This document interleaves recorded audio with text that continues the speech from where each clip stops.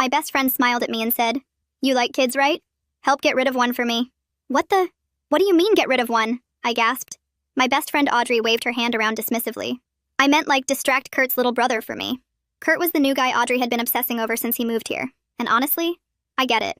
He had that cool guitar guy vibe going on that made him look like he was a missing member of One Direction. And Audrey wasn't the only girl chasing after him.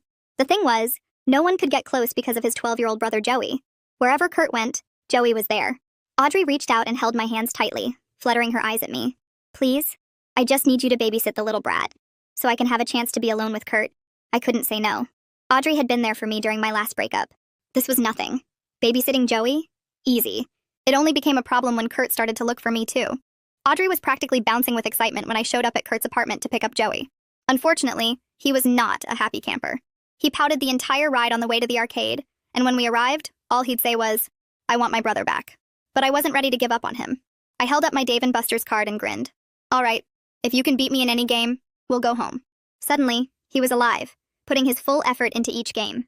But what he didn't know was that I basically grew up in the arcade.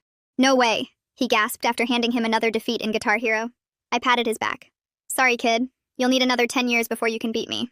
He smiled at me, finally warming up. "I like you. People only play with me because they like my brother. Even the kids at school think I'm annoying." I paused. "Joey, you're not annoying," I told him. "No, it's okay. I like that you're at least honest. Audrey doesn't even pretend to like me. She just stares at Kurt and acts like I'm not around," he said in a calm voice. My heart broke for him. I bent down and looked him in the eye. "You're a cool little dude. And Audrey? She'll come around." But somehow we both knew it wasn't true. Before heading back home, we made a pact. Anytime he wanted to hang out, I'd be there. What I didn't expect was the next time I got called over, Kurt was there too. First he showed up just to check in on things, until he stayed to hang out with us completely. Joey pouted at Kurt. "You're interrupting our gaming time." Kurt and I grinned at each other. He held his hands up apologizing. "Wow, I didn't think my own little brother would try to kick me out," he joked. "You must really be something." Kurt stared at me with a soft, romantic smile. When Joey saw my face turn red, he glared at Kurt and covered Kurt's face. "No. No flirting with my playdate." We all burst into laughter. The three of us fell into something I didn't expect. Kurt would bring pizza, Joey would pick the movie, I'd make popcorn. Joey started falling asleep on my shoulder halfway through whatever superhero film he'd chosen, and I'd fall asleep on Kurt's shoulder. He shook my shoulder gently after moving Joey to his bedroom. "Hey, can I drop you off?" That was our first time alone. I expected it to be awkward, but it wasn't. We spent most of the time talking about Joey. I'm seriously thankful.